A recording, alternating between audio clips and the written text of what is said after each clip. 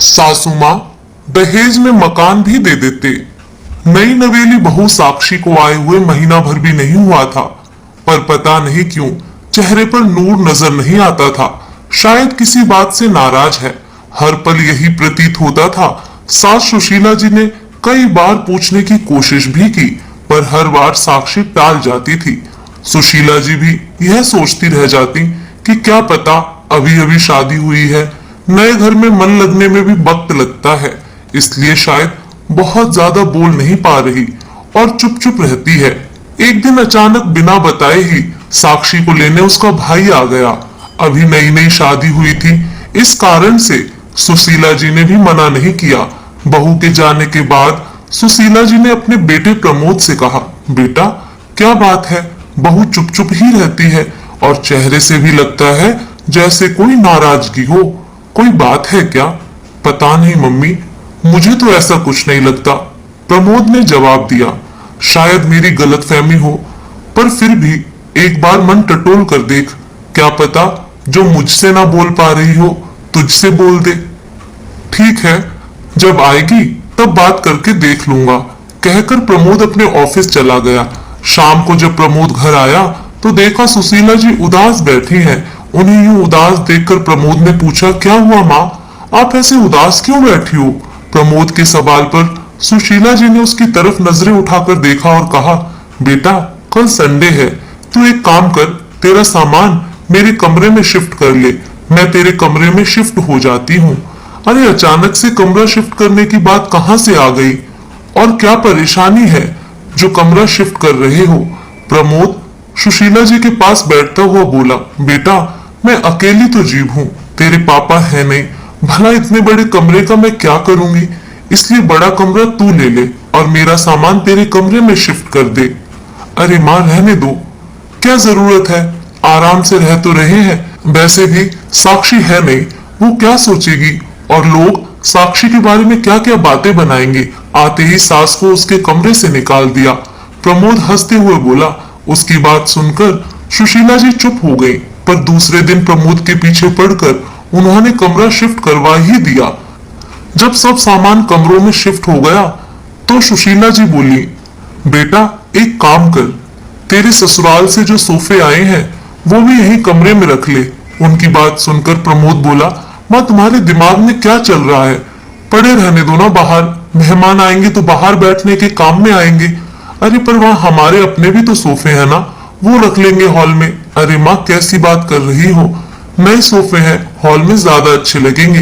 नहीं नहीं, बहू के नए सोफे हैं, उसके कमरे में ही अच्छे लगेंगे। उनकी बात सुनकर प्रमोद एक पल के लिए चुप हुआ, फिर बोला, किसी ने कुछ कहा है क्या? अचानक से प्रमोद के सवाल को सुनकर सुशीला जी झेंप गई, फिर बोली, नहीं नहीं, किसी ने कुछ नहीं कहा, बस उसे कमरे में रख दो। आखिरकार सोफे साक्षी और प्रमोद के कमरे में शिफ्ट कर दिए गए। दूसरे दिन प्रमोद जब घर आया तो साक्षी आ चुकी थी। प्रमोद को बड़ी हैरानी हुई, क्योंकि साक्षी का भी कुछ दिन आने का बिल्कुल भी मूड नहीं था। अक्सर प्रमोद नोटिस करता था कि साक्षी और सुशीला जी के बीच में अजीब सा तनाव था, दोनों खुलकर बात नहीं करती थी। कुछ दिनों बाद साक्षी दोबारा मायके गई। उस दिन भी प्रमोद शाम को लौटा तो सुशीला जी चुपचाप उदास बैठी हुई थी। प्रमोद ने फिर इसका कारण पूछा तो सुशीला जी ने कहा, बेटा तू पूजा घर भी मेरे कमरे में ही शिफ्ट करा दे, कम से कम सुबह मैं पूजा करूं तो तुम लोगों को डिस्टर्ब ना हो। अरे तुम्हें किसने कहा माँ कि हमें सुबह डिस्टर्ब होता है? उसकी बात सुनते ही सुशीला जी एकदम हड़बड़ा गई। अरे वो किसी ने नहीं कहा, पर क्या मुझे दिखता नहीं है? तुम लोग भी डिस्टर्ब होते होगे, बस तू तो पूजा घर मेरे कमरे में शिफ्ट करा दे। इससे पहले कि प्रमोद कुछ पूछता, सुशीला जी ऐसा कहकर रसोई में प्रमोद के लिए चाय बनाने चली गई। अब प्रमोद के मन में भी हलचल सी होने लगी थी, आखिर कुछ तो है। जब भी साक्षी मायके जाती है तभी माँ ये सब अजीब क्यों जिद करती है, पहले कमरा और अब पूजा घर। जब साक्षी घर पर होती है तब भी माँ और उसके बीच अजीब सा तनाव लगता है, कुछ तो बात है, पर माँ बता नहीं रही है। वही सोफे पर सुशीला जी का फोन पड़ा हुआ था। प्रमोद ने उठाकर चेक किया तो उसमें शाम को साक्षी की मम्मी का फोन आया हुआ था। प्रमोद को सच में अब तो कुछ गड़बड़ होने का एहसास होने लगा था। उसने दोबारा सुशीला जी से पूछा भी, पर वो टाल गई। आखिरकार उनकी जिद के कारण प्रमोद को पूजा घर भी उनके कमरे में शिफ्ट करना पड़ा। और दूसरे दिन प्रमोद जब घर लौटा तो वाकई वो देखकर हैरान रह गया कि साक्षी मायके से आ गई। पर जब माँ ही नहीं बताना चाहती तो आखिर प्रमोद पूछे किससे। साक्षी से बात की तो उसने सिर्फ इतना ही कहा, अब माँ की इच्छा कि वो क्या करना चाहती हैं, मैं क्या कहूँ। इसके आगे प्रमोद भी कुछ ना कह सका। पर शक का कीड़ा तो दिमाग में बैठ गया था। आखिर उसका शक यकीन में तब बदल गया जब कुछ दिन बाद साक्षी वापस मायके गई।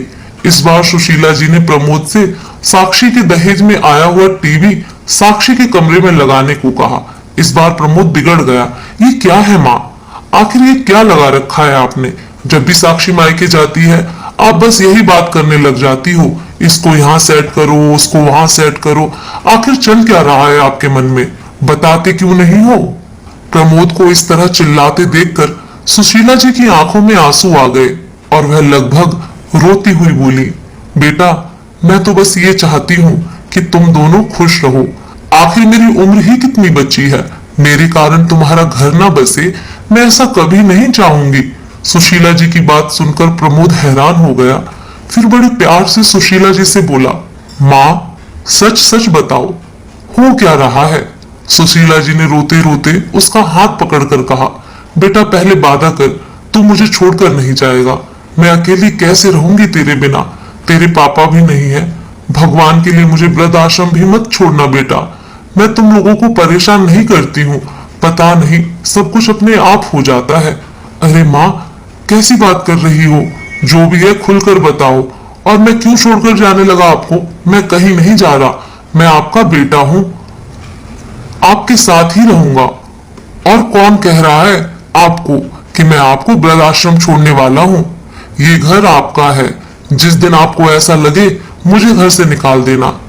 जब सुशीला जी को प्रमोद की बातों पर विश्वास हुआ तब जाकर सुशीला जी ने बोलना शुरू किया, याद है तुम्हारी शादी के बाद जब साक्षी का भाई उसे अचानक लेने आया था और वो मायके गई थी, तो मुझे तो यही लगा था कि उसके मायके वालों को उसकी याद आ रही है। लेकिन उसके जाने के बाद साक्षी की माँ का फोन आया था, तब मुझे पता चला कि साक्षी ने ही उसे फोन करके बुलाया था। समधन जी कह रही थी कि मैंने सारा दहेज अपनी बेटी और दामाद के इस्तेमाल के लिए दिया है, लेकिन आपने सारा सामान हॉल में रखवा दिया। सिर्फ एक पलंग, अलमारी और ड्रेसिंग उनके कमरे में रखकर आपने अपने कर्तव्य की इतिश्री कर ली। आपकी तो उम्र हो गई है, आप उस सामान को अपने पास रखकर क्या करेंगी? लेकिन कम से कम बच्चों की इच्छाओं का तो सम्मान कीजिए। अब तो मेरी बेटी उस घर में तभी आएगी जब उसके कमरे में ये सारा सामान सजेगा। अब तू ही बता बेटा कि तेरे उस छोटे से कमरे में सारा सामान कैसे आता। इसलिए मैंने तुझसे कहा कि मेरा सामान तेरे कमरे में शिफ्ट कर दे और तू मेरा कमरा ले ले। कम से कम बहू का दहेज का सामान तो आ ही जाएगा। लेकिन जब साक्षी दूसरी बार मायके गई तब भी मुझे यही लगा कि उसे अपने माता पिता की याद आ रही है, लेकिन यह भी मेरी गलतफहमी ही साबित हुई। साक्षी वहां पहुंची कि थोड़ी देर बाद ही उसकी माँ का फोन आ गया। कहने लगी कि साक्षी को मेरे कारण अपनी गृहस्थी बसाने में बहुत दिक्कत होती है, बेचारी उनकी बेटी कुछ कह नहीं पाती और आपका बेटा आपका लिहाज कर जाता है। इसका मतलब यह नहीं कि आप उनका जीना दुश्वार करके रखो। आप तो सुबह सुबह अपने पूजा पाठ करने बैठ जाती हो, लेकिन मेरी बेटी की तो नींद खराब होती है। देखिए समधन जी, समझाना मेरा फर्ज है। आप तो अभी अभी नई सास बनी है, पर मुझे तो दो दो बहुएं रखने का तजुर्बा है। बाकी आपकी मर्जी। अब समधन जी ने तुम्हारा ही नाम ले लिया था तो मुझे लगा कि तुम्हारी भी इसमें रजामंदी है, इसलिए मैंने पूजा घर भी अपने कमरे में शिफ्ट करवा लिया। लेकिन आज सिर्फ एक एलईडी के लिए उन्होंने मुझे कितना कुछ सुना दिया। कहते कहते सुशीला जी जोर जोर से रोने लगी। प्रमोद खूब देर तक तो माँ को चुप कराने की कोशिश करता रहा, पर जब भी चुप नहीं हुई तो प्रमोद उठकर रसोई में गया और पानी का ग्लास भरकर ले आया और सुशीला जी को देकर चुप कराते हुए बोला, क्या कहा माँ उन लोगों ने? मुझे सब कुछ बताओ, मैं भी तो देखूं कौन किस हद तक जा सकता है। आखिर सुशीला जी थोड़ी तसल्ली खाकर बोली, समधन जी कह रही थी कि इस उम्र में क्या मोह माया के चक्कर में पड़े हो। मैंने एलईडी मेरी बेटी के दहेज में यह सोच कर दी थी कि मेरी बेटी दामाद एलईडी पर अपने कमरे में आराम से मूवी देखेंगे वो लोग तो इसका कोई फायदा उठा ही नहीं पाते। आपने तो एलईडी हॉल में लगवा दी।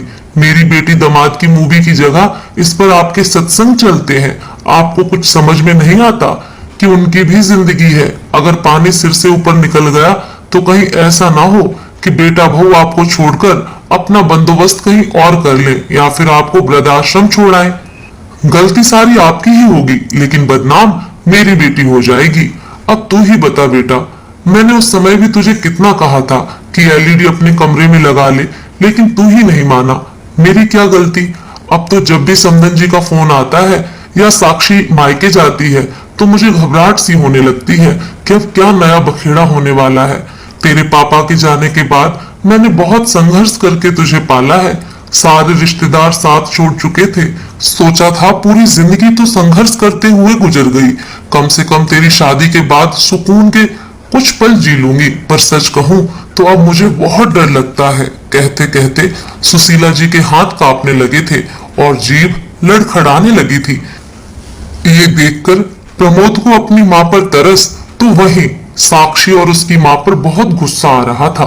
क्या हालत कर दी उन लोगों ने मेरी मां की। जैसे तैसे अपने गुस्से को कंट्रोल करते हुए प्रमोद सुशीला जी को हिम्मत देते हुए बोला, मां, आपको मुझ पर बिल्कुल भी भरोसा नहीं था क्या? आपको शुरुआत में ही मुझे सब बातें बोल देनी चाहिए थी ना। बेवजह परेशान होती रही आप। अगर शुरुआत में ही आप बोल देती तो उसका हल तभी निकल जाता। नहीं बेटा, ऐसी बात नहीं है। जिस तरह से समधन जी बातें करती थी मुझे लगता था कि शायद इसमें तेरी भी रजामंदी है। एक दो बार सोचा भी कि तुझसे पूछ लूं, फिर मुझे लगा कि सामान शिफ्ट करने से ही सारी समस्या का हल निकल रहा है तो गलत क्या है। पर इस बार तो समधन जी कुछ ज्यादा ही बोल गई। सुशीला जी ने अपनी तरफ से सफाई दी। वो अगर ज्यादा बोलती नहीं तो शायद आप मुझे कुछ बताते भी नहीं। पर कोई बात नहीं, देर से ही सही आखिर पता तो चला कि हमारे साथ हो क्या रहा है। आप परेशान मत हो ना मां, अब इसका निर्णय तो मैं बहुत जल्दी ही करूंगा। प्रमोद की बात सुनकर सुशीला जी घबराती हुई बोली, नहीं नहीं बेटा, तू ऐसा कोई कदम मत उठाना जिससे कोई समस्या खड़ी हो। मेरे कारण तेरी गृहस्थी खराब हो मैं बिल्कुल नहीं चाहूंगी। माँ, गृहस्थी किसी एक इंसान के भरोसे नहीं चलती। इसमें दो लोगों का बराबर योगदान होता है। पर यहाँ तुम्हारी बहू योगदान देना नहीं बल्कि सिर्फ लेना जानती है, तो उसे उसी की भाषा में समझाना पड़ेगा। विश्वास करो माँ, मैं इस रिश्ते को सिर्फ एक मौका और दे रहा हूँ। नहीं तो जिस तरह का ये रिश्ता है ना, इसका टूट जाना ही बेहतर है, क्योंकि जिंदगी भर के दुख से एक बार का दुख बेहतर होता है। बस अपने बेटे पर विश्वास रखिए, कल का दिन कुछ अलग कहानी लेकर आएगा। प्रमोद की इन बातों से सुशीला जी को काफी हिम्मत मिली थी। दूसरे दिन जब सुशीला जी उठी तो देखा प्रमोद जाग चुका था और फोन पर किसी से बातें कर रहा था। थोड़ी देर बाद सुशीला जी चाय बनाकर ले आई और दोनों माँ बेटे चाय पीने बैठे। इतने में दरवाजे की डोर बेल बजी। सुशीला जी ने ही जाकर दरवाजा खोला तो सामने 3 लोग खड़े थे। सुशीला जी ने हैरानी से उन लोगों से पूछा, आपको किससे मिलना है? तो उनमें से एक लड़का बोला, मैडम, हमें प्रमोद भैया ने बुलाया है, आप उन्हें बुला दीजिए जो हम हमारा काम शुरू करें। इतने में खुद प्रमोद बाहर आ गया और आते ही बोला, अरे आप आ गए। इतने में ही खुद प्रमोद बाहर आ गया और आते ही बोला, अरे आ गए आप लोग, चलिए जल्दी जल्दी काम निपटाना है। मैं आपको बता देता हूं कौन कौन सा सामान उठाना है। इतने में सुशीला जी बोली, प्रमोद कौन सा सामान उठाने की बात कर रहा है, मुझे बताएगा आखिर चल क्या रहा है? माँ, बस मेरा साथ दो, हर समस्या का समाधान होता है। कोई सीधे तरीके से समझता है तो कोई दूसरे तरीके से। जिस तरह की हरकतें वो लोग कर चुके हैं उससे इतना तो समझ में आ गया कि उन्हें सीधा तरीका समझ में नहीं आता, तो बस अब दूसरे तरीके से समझा रहा हूं। लेकिन तू करना क्या चाहता है, मुझे बता तो सही। अभी भी सुशीला जी अपने बेटे से पूछे जा रही थी। माँ, बस 1 मिनट, मैं अभी आया, कहकर प्रमोद उन लड़कों को कुछ समझा कर आ गया और आकर सुशीला जी से बोला, माँ, मुझ पर विश्वास रखो और मेरा साथ दो। थोड़ा सख्त तो आपको भी बनना पड़ेगा, बस इतना विश्वास दिलाता हूं कि गलत कुछ नहीं होगा। फिर प्रमोद ने अपनी योजना माँ को समझाई। सुनकर सुशीला जी बोली, सब ठीक तो होगा ना? अभी भी अपनी माँ को हैरान परेशान देखकर प्रमोद बोला, अरे माँ, क्यों टेंशन ले रही हो? आर या पार, बस अब आप हिम्मत बनाए रखना, कहकर प्रमोद अपनी योजना पर अमल करने लगा। 2 घंटे बाद प्रमोद अपने ससुराल के दरवाजे पर था।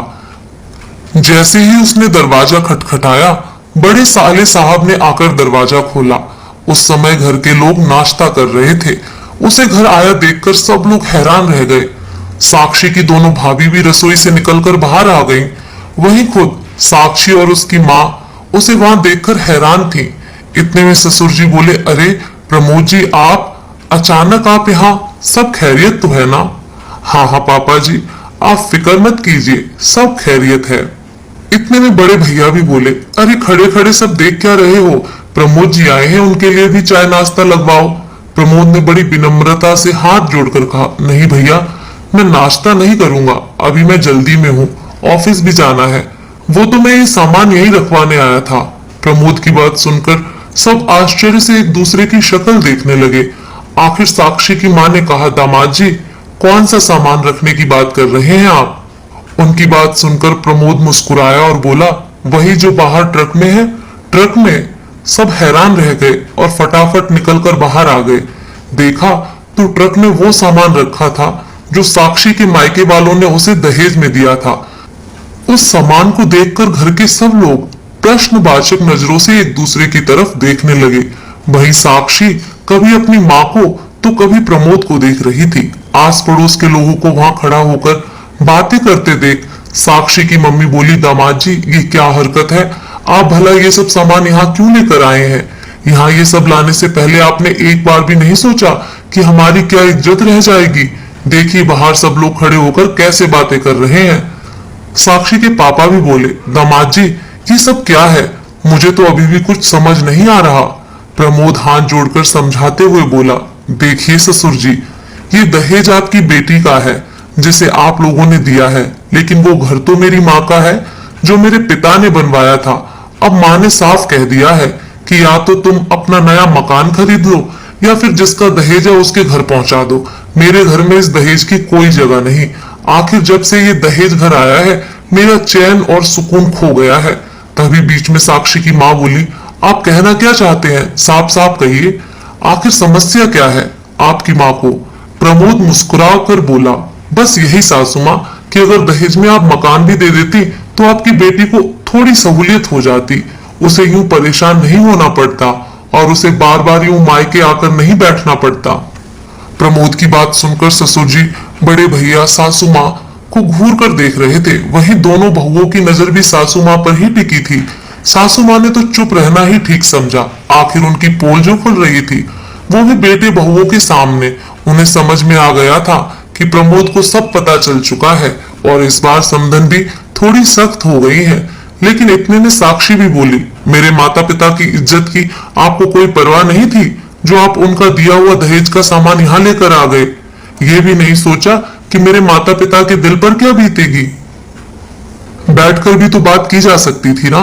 उसकी बात सुनकर प्रमोद बोला, अच्छा, बैठकर भी बातें होती हैं क्या? मुझे तो पता नहीं था, क्योंकि तुमने कभी हमसे बात ही नहीं की। जब भी कोई समस्या होती तुम मायके आकर बैठ जाती थी। पीछे से सासू माँ फोन करके मेरी माँ को परेशान करती थी, यहाँ तक कि मेरी माँ को धमकी दे डाली कि उनकी बात नहीं मानी तो कल को बेटा बहू अलग हो जाएंगे या आपको वृद्ध आश्रम छोड़ाएंगे। तब तुम्हें मेरी माँ के बारे में ख्याल आया था। अब साक्षी से भी कुछ कहते ना बना, पर अब घर में सबको साक्षी और सासू माँ के बारे में पता चल चुका था। आखिर बेटी कैसी भी होती तो बेटी है। एक पिता उसका घर टूटने कैसे दे सकता था? उसका घर ना टूटे इसलिए ससुर जी हाथ जोड़कर प्रमोद से बोले, माफ करना दामाद जी, हमें तो लगता था कि हमारी बेटी हमसे मिलने खुशी खुशी आई है, वो भी आप लोगों की रजामंदी से। पर आज तक जो हुआ सो हो गया। पर आज के बाद ऐसी कोई हरकत नहीं होगी जिसके कारण आपको या समधन जी को परेशान होना पड़े। अब आप हमारा थोड़ा सामान रख लीजिए। आप इस दहेज के सामान को यहाँ से रवाना कर दीजिए। अपने ससुर जी को हाथ जोड़े देखकर प्रमोद ने उनके हाथों को अपने हाथों में लेकर कहा, माफ करना पापा जी, मैं ये सब करना नहीं चाहता था, पर जिस तरीके से कल मेरी माँ को मैंने रोते देखा तब जाकर मैंने यह कदम उठाया। आखिरकार ससुर जी ने दहेज के ट्रक को वापस प्रमोद के घर भिजवा दिया और खुद साक्षी और अपनी पत्नी को लेकर प्रमोद के घर की तरफ रवाना हुए। वहां जाकर समधन जी से माफी मांगी और भविष्य में ऐसा नहीं होगा इसका उनको आश्वासन दिया। तो दोस्तों, आपको ये कहानी कैसी लगी कमेंट करके जरूर बताएं।